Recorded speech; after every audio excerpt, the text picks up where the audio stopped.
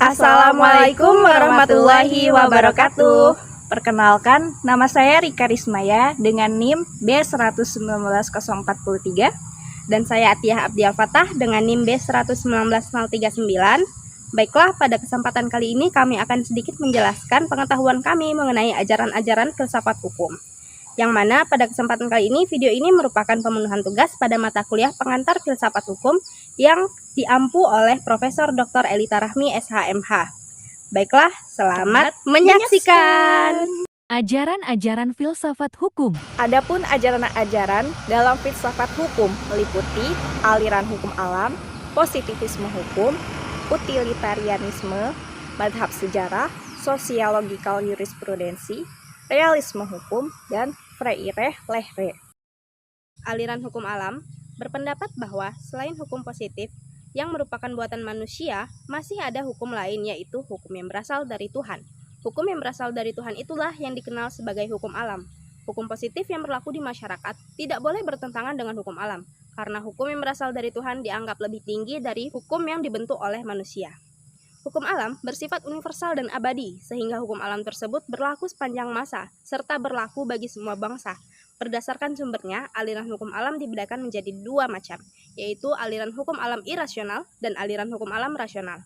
Aliran hukum alam irasional memiliki pendapat bahwa hukum yang berlaku universal dan abadi itu bersumber langsung dari Tuhan. Sedangkan para penganut aliran hukum alam rasional berpendapat bahwa hukum yang universal dan abadi itu bersumber dari rasio hukum manusia.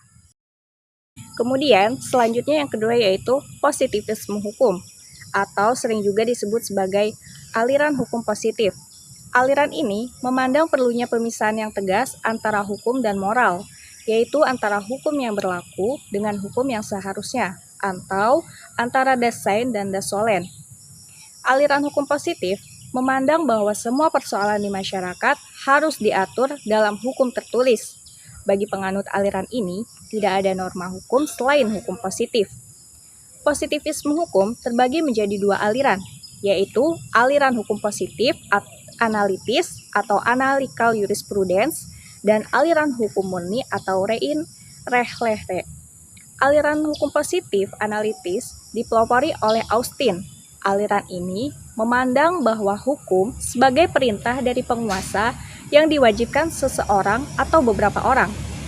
Hukum berjalan dari atasan atau superior dan mengikat atau mewajibkan bawahan atau inferior. Hukum adalah perintah yang bersifat memaksa yang dapat saja bijaksana dan adil atau sebaliknya.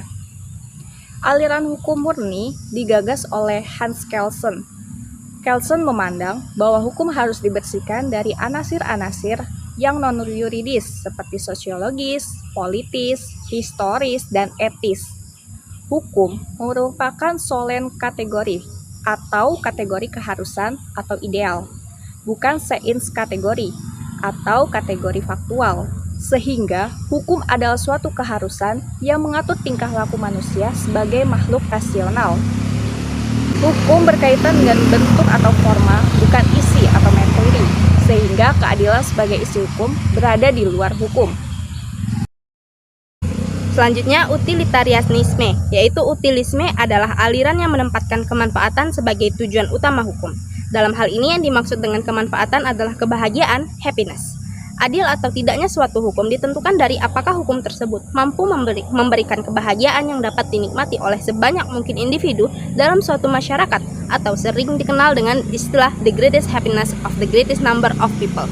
Beberapa tokoh penganut aliran utilitarianisme adalah Jeremy Bentham, John Stuart Mill, dan Rudolf van Jering. Aliran ini sebenarnya dapat dikategorikan sebagai aliran positivisme hukum, karena utilitarianisme akan menghasilkan kesimpulan bahwa tujuan hukum adalah untuk menciptakan ketertiban dalam masyarakat. Hukum merupakan cerminan dari pemerintah kuasa dan tidak hanya berasal dari rasio. Selanjutnya, mazhab sejarah atau Historische Rechtsstudie yang dipelopori oleh Friedrich Karl von Savery. Aliran ini timbul sebagai reaksi terhadap aliran hukum alam yang hanya mengandalkan jalan pikiran deduktif dan tidak memperhatikan fakta sejarah, kekhususan dan kondisi nasional.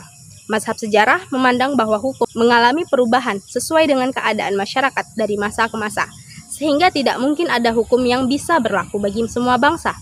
Aliran ini juga berpendapat bahwa hukum timbul karena perasaan keadilan yang terletak di dalam jiwa bangsa. Hukum bukan berasal dari perintah penguasa, tetapi tumbuh dan berkembang bersama masyarakat. Beberapa pakar hukum dalam menamai aliran hukum ini sebagai fungsional antropologikal atau metode fungsional. Hal ini dilakukan untuk menghindari kerancuan antara sociological jurisprudence dengan sosiologi hukum, the sociology of law.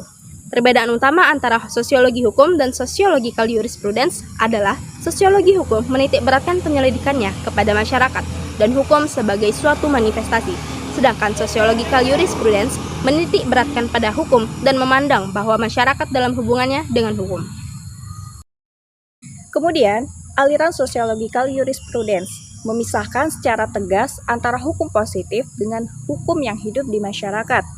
Aliran ini menyatakan bahwa hukum yang baik haruslah hukum yang sesuai dengan hukum yang hidup di masyarakat. Sociological jurisprudence timbul sebagai proses dialektika antara positivisme hukum yang memandang hukum sebagai perintah penguasa dan mazhab sejarah yang menyatakan bahwa hukum timbul dan berkembang bersama dengan masyarakat.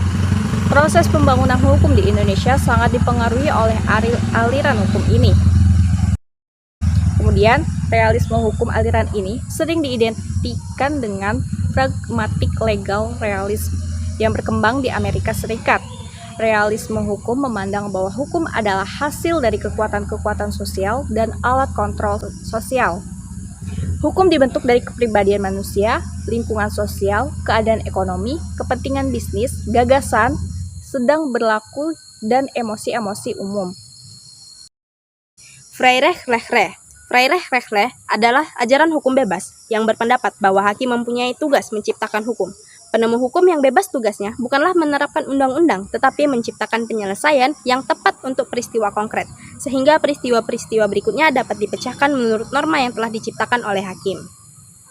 Baiklah, sekian pembahasan mengenai ajaran-ajaran dalam filsafat hukum yang dapat kami sampaikan. Semoga bermanfaat bagi kita semua. Kami mohon maaf sebelumnya apabila terdapat kesalahan dalam video ini. Terima kasih telah menyaksikan. Wassalamualaikum warahmatullahi wabarakatuh.